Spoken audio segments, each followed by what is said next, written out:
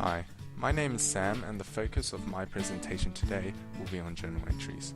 The first things you need to know about journal entries are debit and credit accounts and what assets, liabilities and equity are. The debit account is always on the left-hand side, meaning if it's a liability or equity account, it will be simply decreased. If it's an asset, you increase the debit account. The credit account will be on the right-hand side. If it's a liability or equity account, you increase the credit account. For assets, you simply decrease the credit account.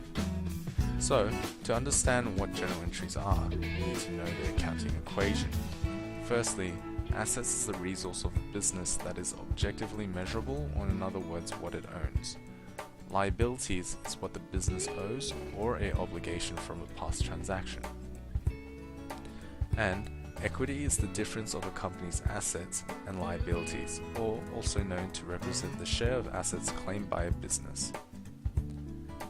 Journal entries are the entries of any business transaction in the accounting system. For example, if Bob bought a panda for his business, this would count as a cash purchase of a panda. We then enter in the accounts accordingly, which is to credit the cash account and then debit the panda account, which is increasing the panda account. The main components which make up a journal entry are as follows: the date, the type of account, and the debit and credit accounts. It should look a bit like this. In this table, it shows $780 was debited, which is an increase in rent expenses. In order for this to happen, the cash account must be credited by $780 to represent the transaction.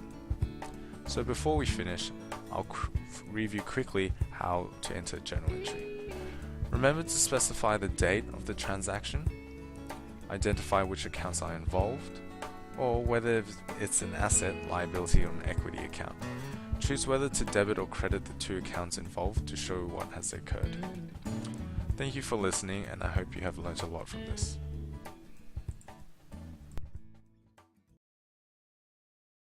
Created using Powtoon.